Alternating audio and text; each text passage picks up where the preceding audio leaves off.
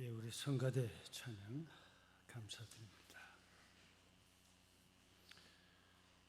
오늘 우리는 어버이 주일로 예배를 드리고 있습니다. 어버이 주일 그러면 혹시라도 우리 교우들 가운데서 난 자녀가 없는데 어떻게 어버이 주일 도리어 허전하지 않겠는가, 그런 생각을 바꾸십시오. 어쩌면 우리 초대교회로부터 중세교회로부터 주어진 유물 가운데 개혁교회 리포엄드 오브 처치가 잊어버린 것 가운데 하나가 대모 대부 제도입니다. 지금도 캐톨릭에서는, 천주교에서는 대모 대부 제도를 쓰고 있는데, 그것은 세례를 받을 때 육신의 부모만이 아니라 신앙의 부모로 그 교회에서 이제 세례를 받는 이 사람을 세상을 살며 정말 신앙인으로서 어째야 하는지를 묻고 두려워할 때 그것을 부모로의 역할로 상담과 함께 후원도 다짐하는 것이 대모 대부 제도입니다. 그러기에 오늘 우리 교회 안은 어른들은 다 어버이들이고 우리 교회 어린 자녀들은 다 자녀들이기에 창현의 신앙 가족들이라는 표현을 저는 쓰고 있습니다. 어버이 주일 그러면 저는 늘 생각나는 하나가 있습니다. 지금은 은퇴를 하신 연세 드신 제 중학교 때 선생님이 지금도 저를 만나면 우리 허 목사님은 목사가 될 줄로 알았어, 그러고 얘기하시는 여자 선생님이 계세요. 그 선생님의 이야기는 이렇습니다. 어느 날 당신이 대학을 다니다가 봄 방학이라는 게 있었을 때, 일할 때 요즘쯤 되죠.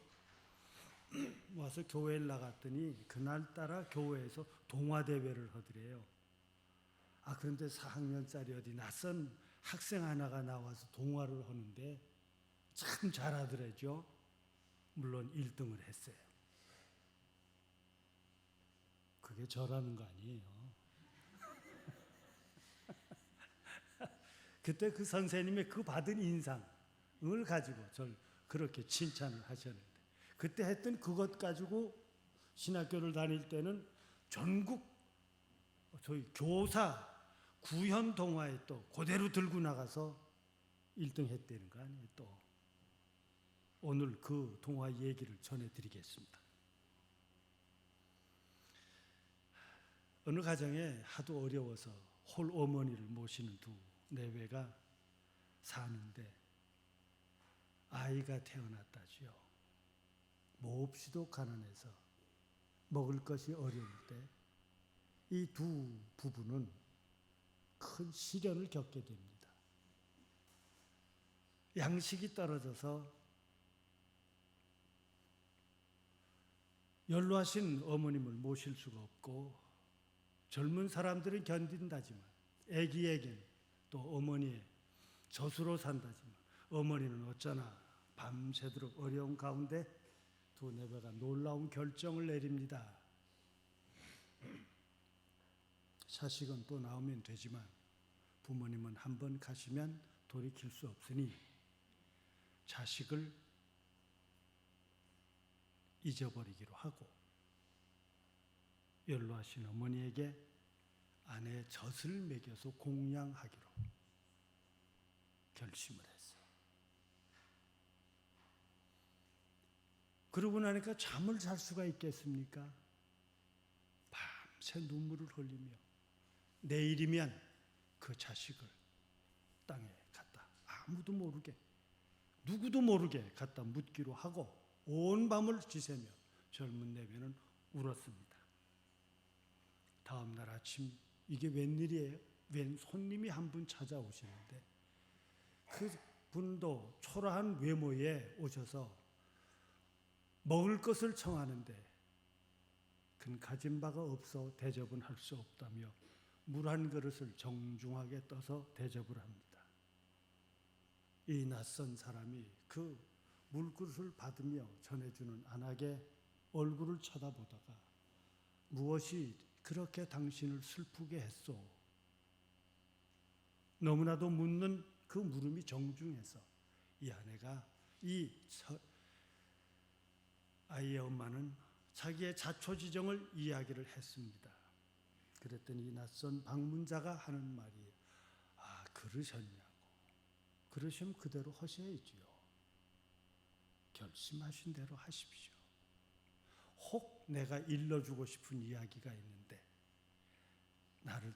내 말을 따라 주시겠소? 그러겠노라고 약속하니까 그러면 오늘 이 아이에게 잘 대접하고 내일 아무 시에 어느 장소에다가 그 아이를 묻으시오. 당신은 꼭 내가 일러준 말대로 하셔야 합니다. 그리고 그 낯선 사람은 횡하니 갔습니다.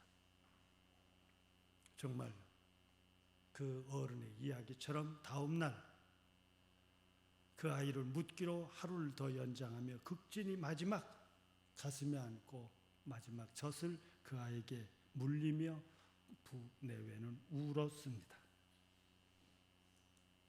산을 향해 갑니다. 아내는 아이를 안고 남자는 곡괭이와 삽을 들고 그 낯선 사람이 일러준 장소에 가서 확인하고 땅을 파기 시작합니다. 그 땅이 쉽게 파졌겠습니까? 삽질이 삽질이요 곡괭이질이 곡괭이질이었겠습니까? 눈물과 함께 범벅이 된 어느 정도 시간이 지났을까요? 곡괭이질을 하는데 뭐가 떵 소리가 납니다. 이상한데 다시 한번 또 곡괭이질을 합니다. 떵. 이것은 나중에 확인하고 보니까 그것이 금종이었대지요. 그때서야 비로소 이 내외는 이 도인이 비범한 분이었구나. 결국은 그 말대로 하면 혹시 자녀도 살 수 있을 것이라는 뒷말을 남기고 갔던 그 의미가 이것이었구나. 그래서 그 내외는 그 금종을 가져다 잘 먹고 잘 살았다는 거 아니에요. 부모님도 잘 섬겼다고 그래요. 얘기가 됩니까? 지금 얘기하면 무서운 얘기죠.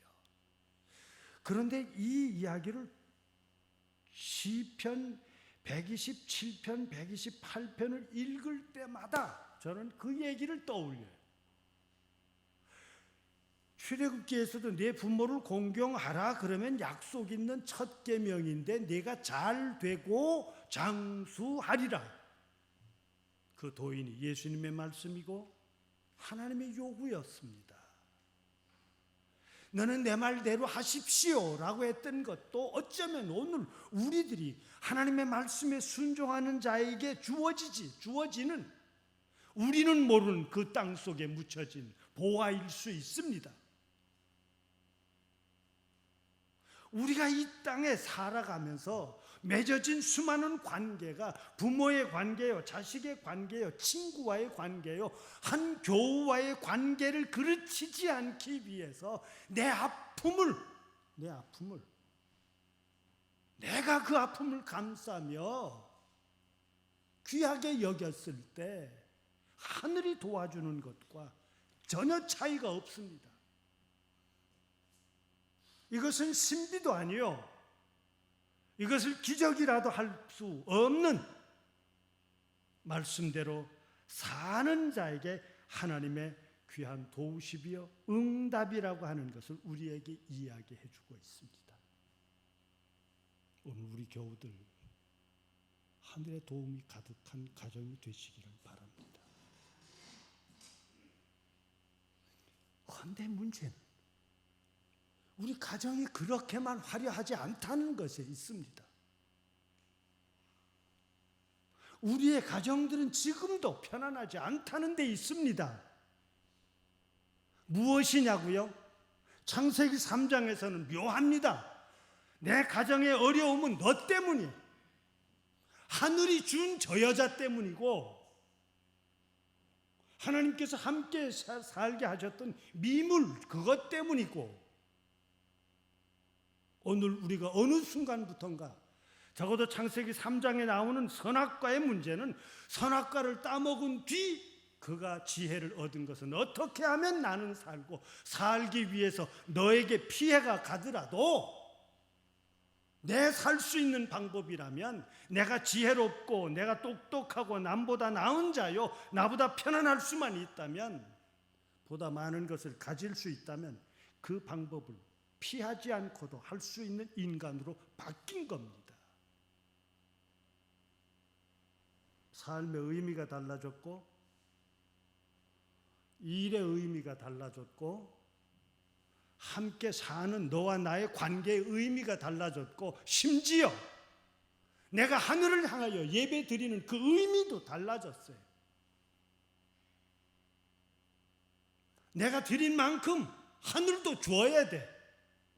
내가 바친 만큼 마치 교환을 하듯이 하나님도 나에게 내가 바친 것 이자 붙여서 30배, 60배, 100배로 돌려주실 줄 믿습니다 라고 하는 이야기, 엄청난 관계의 왜곡입니다. 진정한 신앙은 나를 지금 어렵든지 힘들지 나로 하여금 살게 하심에 대한 감사요, 내가 아직도 살아있음에 대한 감사요, 아직도 내가 발음을 향해서 갈 수 있음이 감사요, 견디어내고 있음이 감사요, 이런 나에게 하늘이 후원하고 지원하고 나를 돌봐 주실 것에 대한 감사예요. 소위 교리적인 용어로 구원 받기 위해서 내가 하나님에게 바친 자가 아니라 이미 구원 받은 자로 내가 하늘의 일에 참여하기 위해 예배 드리는 겁니다. 보다 더 하나는 기복신앙이라는 말로 교환이 나의 축복을 위해서 하나님을 움직이려고 하는 신앙이지만 진정한 기독교의 신앙은 이미 약속해 주신 바를 믿고 지금 나의 삶을 살아가는 겁니다. 방향이 전혀 다릅니다. 헌데 창세기 3장의 가정은 어떻습니까? 하나님이 세우시고 하나님께서 주시며 보시기에 심히 좋았던 자 아담을 이브를 주시는데 에제르 그 주신 목적이 뭔가니 돕는 자예요. 에제르 돕는 자, 가정을 서로 도와서 온전하게 살아가기 위해 허락해 주셨던 귀한 가정은 이 땅의 모든 삶의 시작하는 최소의 단위로서의 하나님의 약속, 하나님의 세우신 제도로 우리는 고백하고 있기 때문에 결혼도 천주교에서는 미사 7가지 미사가 있는데 그 7가지 미사 중 하나가 바로 예배가 온전히 결혼에 들어갑니다. 지금도 교우들은 요즘은 많이 달라졌습니다만 교회에서 결혼하고 교회에서 예배 그 예배로서 같이 하는 것이 덕임을 압니다. 그 예배 그 가정에서 그 가정에게 하나님께서 허락하신 것이 뭐예요? 이것이 축복이라고 그러죠. 생육하고 번성하고 정복하고 다스려라. 이것이 하늘이 우리에게 주신 사명임과 동시에 축복이라고 합니다. 그런데 어느 순간인가 이미 말씀드렸던 것처럼 선악과 사건 이후에 그 모든 관계가 깨어지고 나니까 돕는 자가 아니라 너는 나를 해를 끼치는 자입니다. 최근에 어느 학자의 글을 읽다 보니까 그는 심리학에 관한 글을 읽으면서 최근에 세계적인 심리학과 국내 연구 가운데서 하나의 자기의 글을 쓰면서 다음과 같은 얘기를 했더라고요. 조직을 흔드는 감정 4가지 이렇게 썼어요. 결국은 조직이 와해될 수 있는 이유 중 하나 4가지라는 거죠. 첫째가 바로 집단 사고라고 하더라고요. 그 대표적인 예를 그 학자는 꼬집어 놓기를 집단 사고라는 게 뭔가니 음식점에 가셔서 여럿이 갑니다. 우리 뭘 먹을까 그러는데 제일 나이가 있고 혹은 제일 영향력이 있는 사람이 오늘 짜장면 그러면 다른 사람도 선택의 여지가 없어. 저도요 도도로 끝나. 이게 바로 집단 사고라는 거예요. 그런데 저도요 그러는 그 가슴 속에는 아직 남아있는 게 뭔고 하니 나는 탕수육인데 이렇게 되면 짜장면 먹을 때 괴로운 거예요. 그 사람하고 같이 앉아 있는 것이 괴롭습니다. 이 얘기는 뭔고 하니 의사의 결정, 의사 대화를 통해서 그 의사를 같이 결정하면 그래 저도 마음속 결정하기를 짜장면을 먹어야 될 이유가 확실하다. 그대로 나도 그거 먹겠습니다. 이러면 괜찮은데 아무 대화도 없이 그냥 관계 때문에 윗사람이 택했으니 다른 거 했다간 나 해를 받을까 봐 그대로 넘어가는 거, 수용하는 거. 민주주의도 이러면 안 되죠. 이게 집단주의라는 겁니다. 두 번째, 관성의 힘이라고 그랬어요. 이때까지 그래 왔으니까 뭘 새로운 아이디어를 낸다고 그러고 유별을 떠느냐 이거죠. 지금까지 현재로 만족합니다. 다 그렇게 돌아왔어요. 뭘 당신 유독불 새롭게 사느냐고. 그러니 그 어떤 새로움과 이때까지의 부족함과 보완이라는 것은 있을 수가 없는 것입니다. 이것이 바로 관성의 힘. 세 번째로 냉소주의라는 겁니다. 그 냉소주의를 지적한 것은 재미있게도 남을 향한 냉소주의가 아니고요. 제 놈이 뭘 한다고, 지가 뭐를 안다고, 지가 얼마나 됐다고 그런 사고가 아니고 도리어 자기를 향한 겁니다. 나 같은 게 뭘 허니? 우리는 작은데 내가 얘기한들 그게 무슨 영향이 있겠다고 괜히 잘 가는 것들에 나 하나가 뭘 돋아나서 거북해서 내가 따돌림을 받을 필요 있는가? 때로는 그 냉소주의가 그렇게 해서 새로운 그 하나에 대한 기대와 그 기대에 실망했다고 그것을 도리어 오늘 우리를 통해서 내 마음에 들지 않는다고 조직과 한 단체 배신자로 만들고 끝내는 냉소주의는 그를 제거하고 죽이는 자리에까지 간다는 거예요. 저 새끼가 없었으면 내가 훨씬 더 나았을 거예요. 저놈이 없었으면 혹은 내가 다르게 바뀌었더라면 다른 사람을 만났더라면 이게 엄청난 냉소주의일 겁니다.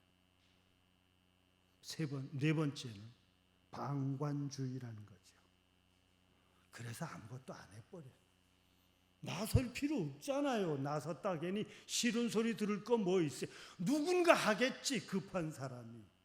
그러다면 정작 보이기는 보이면서 속에서는 끓으면서도 내가 방관자의 역할 때문에 일을 하지 않다 보니까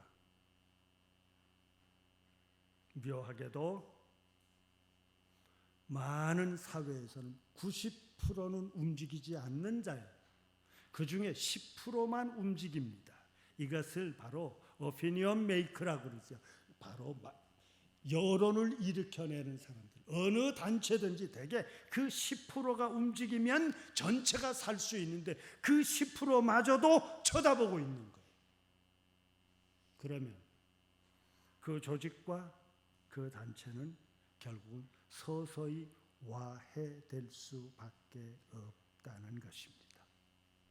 그런데 무서운 것은 가정이 그렇게 되고 있지 않느냐 하는 거예요. 혹시 우리 교회가 그렇게 되고 있지 않는가 하는 겁니다. 선악과라고 하는 이 창세기 3장의 이야기는 결정적인 이야기를 바꾸면 하나님 없이 사는 것이 선악과입니다. 하나님의 말씀을 뛰어넘은 것이 선악과입니다. 내 뜻이 하나님의 뜻보다 바꾸어지는 것이 선악과입니다. 나 하고 싶은 것이 옳으냐 그르냐도 관계없이 틀렸음에도 불구하고 그래서는 안 됨에도 불구하고 그것을 해버리는 것이 바로 선악과의 사고입니다.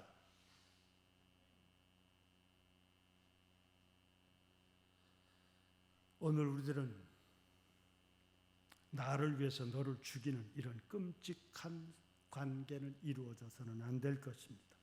내 목적을 위해서 너는 없어도 좋고 내 삶을 위해서도 너는 도리어 없애버리겠다는 행동으로 바뀌는 한 그것은 바로 창세기 이후 그 가정의 제일 첫 사건이 뭔지 아세요? 살인입니다. 형제 살인이에요. 가족 살인입니다. 이것은 성서가 오늘 우리에게 인간이 얼마나 악해질 수 있다고 하는 것을 적나라하게 보여줍니다. 아버지를 향해서 없었으면 좋겠다고요?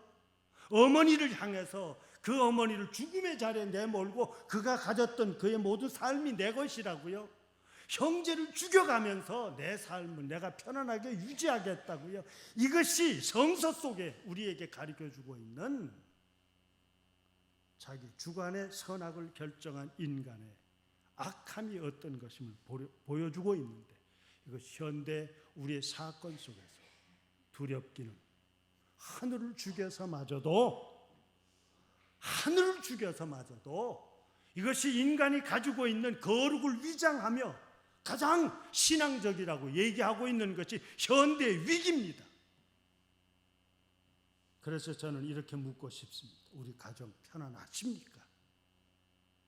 우리 교회 이대로 괜찮습니까? 우리가 바라는 가정의 모습과 우리가 바라는 한 인간의 삶과 신앙의 모습하고는 전혀 다른 모습으로 가고 있지 않습니까? 그러기에 참으로 우리는 담백한 하나의 외침이 있습니다. 성서가 거듭거듭 강조하고 있는 것은 주의 말씀을 순종하는 자만이 산다는 것입니다. 여기에는 선택의 여지가 없습니다. 이게 바로 선악과예요. 하나님을 만납시다. 여호와를 경외하는 자는 이런 축복을 받으리라. 시편 127편에서는 집을 짓는 자, 싸움에서 적을 지키기 위해, 적을 경계하기 위해 서 있는 보초자와 같이 네가 아무리 노력해봐라 그 집이 네 집이 되나, 네가 아무리 싸우려고 그것을 이기려고 지켜봐라 내 멋대로 내 마음대로 되는 줄 아느냐, 하나님이 도와주셔야만 되느니라. 그리고 하나님을 경외하는 자의 가정은 어떻든가? 그 안에는 풍성한 포도나무 같고, 혹시 이 자리에 포도나무를 갖고 와보신 분 계십니까? 저는 이 구절에 얼마나 풍부함을 느끼는지 몰라요. 왜냐하면 포도나무를 갖고 봤거든요. 낮에는 포도나무 가꾸고 밤에는 서리에다 먹고, 굉장히 개구쟁이였으니까.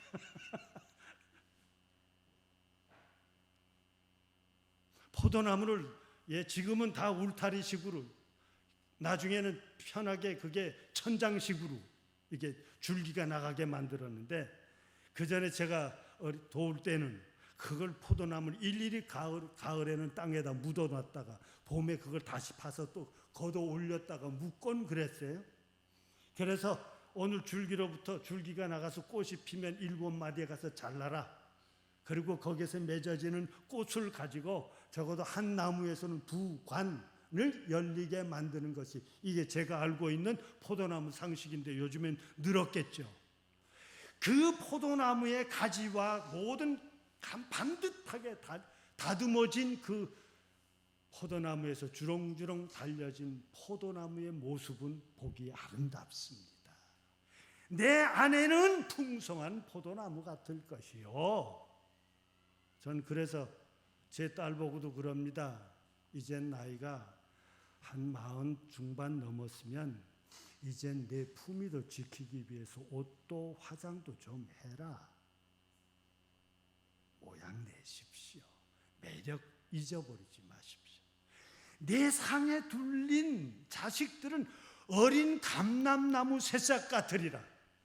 이것은 우리는 꽤 이해가 안 가는 모습인데, 그것은 유대식 표현을 하면, 유대에서 이 감람나무, 올리브나무가요, 땅이 하도 마르다 보니까 씨가 떨어져 그 밑에 있어도 몇 년이 지나도 싹이 못 틀 수가 없어요. um이 날 수가 없어요. 그러다 어쩌다 비가 내려서 그 땅이 젖으면 그동안 떨어졌던 씨앗들이 우물트게 되는데 그 나무 밑에 동그랗게 한번 상상을 해보세요. 연한 싹들이 싹 올라왔을 때 그 모습, 종종종종종 동그랗게 앉아서 내 상에 둘린 자식들은 어린 감람나무 새싹 같을 거라. 언젠가도 설교에 말씀드렸는데 그런 것을 우리 욕할 때 싸가지 없는 자식, 그런 욕이 있죠. 싸가지 없는 자식. 싸가지가 없다. 그 싸가지가 뭔지 아세요? 제가 말씀드렸던 기억하시는 분들. 우리나라 고어에서 아지는 어리다는 뜻입니다. 그래서 예를 들죠. 이 예를 도울게요. 개의 어린 것은 강아지, 소의 어린 것은 송아지, 말의 어린 것은 망아지, 모든 식물의 어린 것을 싹아지. 그게 싹아지예요. 근데 아니 뭐 곡식을 심었어. 그 다른 건 다 나는데 그 심은 곡에 아지가 없으면 어떻게 되는 거예요? 싸가지가 없는 겁니다. 그러니까 욕할 때 싸가지가 없다는 얘기는 싹시 노랗다는 말 쓰죠. 우리 또 다른 말로. 싹이 노란 건 뭐예요? 시골 사람만 알아듣습니다. 떴어. 이게 죽었어. 이게 떠서 나기는 났는데 누렇게 뜨면 나무짓 못하는 거죠. 싹이 없으면 내가 기대하며 심었던 거 헛거에 가능성이 없는 놈, 싸가지가 없는 거죠. 그런데 오늘 이 이야기는 뭡니까? 내 상에 둘린 자식들은 감람나무 싹 같으리라. 오늘 우리 자식들을 다 나시는 자녀들마다 다 편안하시고 잘 되시기를 바랍니다. 그 성서가 전제하기를 뭐라고 그런지 아세요? 여호와를 경외하는 자는 이같이 복을 받으리라. 하늘의 도움이에. 그래서 오늘 성서는 거듭거듭 이야기하고 있는 것은 주 안에서라는 말을 씁니다. 오늘 출애굽기의 말씀을 읽은 이유도요. 모세는 지도자이고 장군입니다. 그러기에 모세가 그 회중 가운데를 지날 때에는 성서 표현 그대로 텐트에 있던 많은 사람들이 다 모세가 지나면 일어나요. 어른이 지나가니까. 그런데 그 모세와 더불어 출애굽은 했어도 약속의 땅, 젖과 꿀이 흐르는 그 땅으로 백성들을 이끌어내기에는 아직도 모세가 확신이 서지 않습니다. 한 인간이 세상을 살다 보면 엄청난 일을 신앙 가운데서 해내고도 그 가슴이 빌 때가 있고 두려울 때가 있는 법이에요. 우리 아버지 어머님들, 신앙의 어른들이 다 담대하신 분 아닙니다. 여기 모세가 그런 어려움과 두려움과 또 하나의 외로움을 가지고 하늘을 향하여 도전합니다. 만나 주십시오, 하나님. 우리의 신앙이 마치 버림받은 것과 같고 우리의 신앙이 공연히 하나님이 계시지 않은 것을 마치 하나님이 계신 것으로 가정하고 사는 것 아니냐. 그러기에 그 종교는 지도자들이 그 모든 것을 다스리기 위해 편하기 위해 쓰는 수단의 방법이라고까지 나오지 않습니까?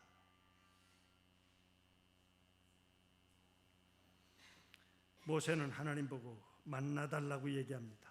그랬더니 오늘 성서 속에 뭐라 합니까? 하나님의 선을 보이시고 중심을 다 보여드린 거예요. 모세가 그 하나님의 중심을 깨달은 거예요.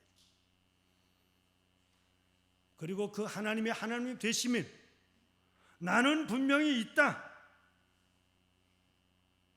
그러기에 나는 은혜를 베풀 만한 사람, 긍휼을 베풀 만한 사람 혹은 받을 만한 사람에게 나는 베푸는 자다. 오늘 모세가 들었던 이 말씀이 오늘 창현교회 식구들에게 다시금 강하게 확실하게 들으실 수 있기를 바랍니다. 은혜 받으실 만한 사람에게 난 은혜를 준다. 긍휼을 베풀 만한 자에게 긍휼을 준다 그랬어요. 여기서 우리 구약학자가 우리나라의 궁줄이라는 단어가요, 이게 오늘 우리 너무나도 여신도들은 잘 하잖아요. 깨어 아픔을 느끼면서도 너를 돌봐주는 것, 그것이 바로 베품입니다. 혹은 궁휼 라훔에서 이 여성의 귀한 생명을 받아서 양육해 하고 있는 생명을 라헴이라고 하는 것. 그래서 궁휼이라고 하는 것은 신의 어머니 되심이에요. 내 목숨 걸고 귀한 생명을 키우는 것이고, 내 목숨을 걸고 귀한 생명을 출생시키는 것이고, 내 몸에 온 것을 바쳐서 그것이 입덧이고 그것이 젖이에요.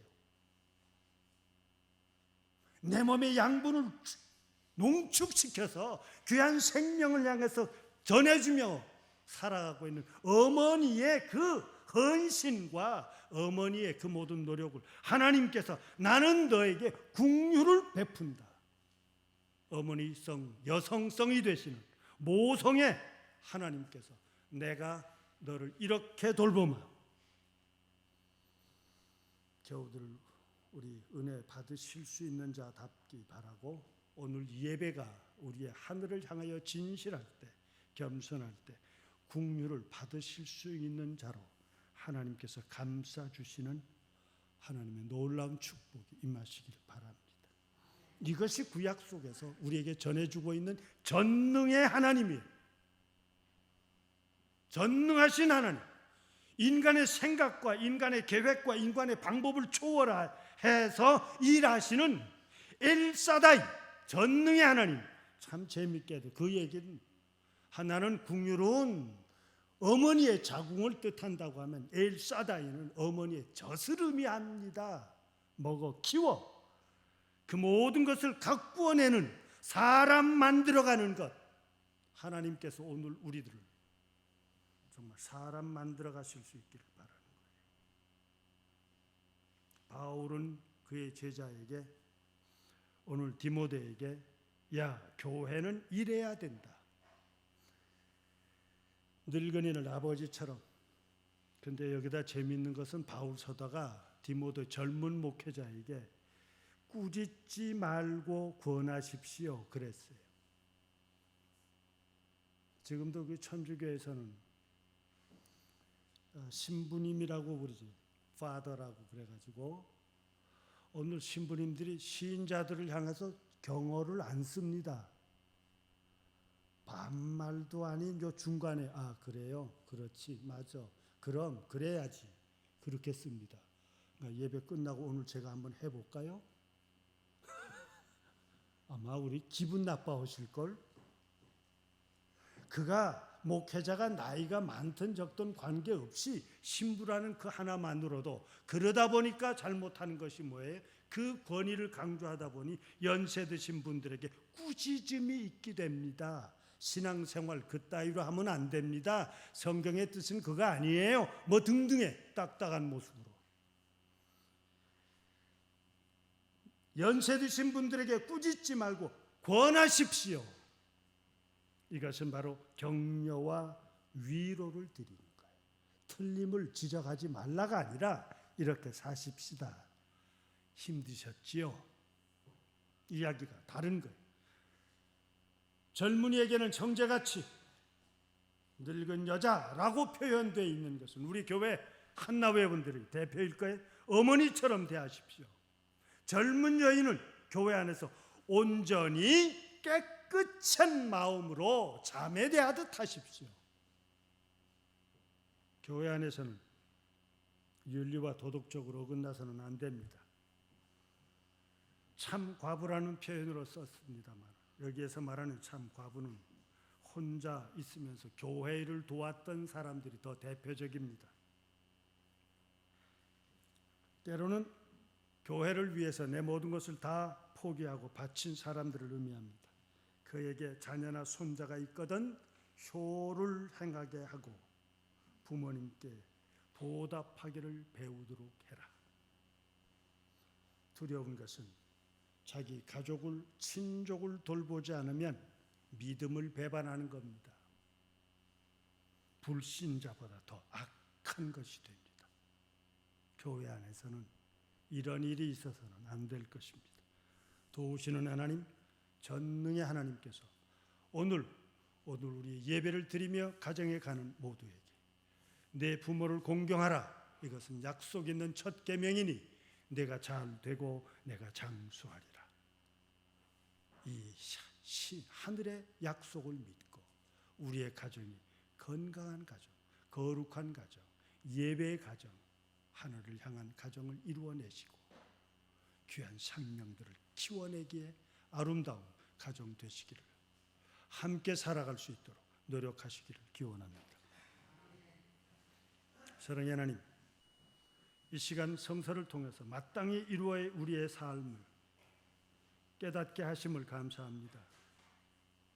우리의 가정을 일구어내는 저희들 되게 하여 주옵시고 우리의 가정을 통해서 하나님 기뻐하시는 예배가 되게 하시고 우리의 가정이 곧 축복의 장소가 되게 하여 주옵소서. 그리스도이신 예수님의 이름으로 기도드리옵나이다. 아멘.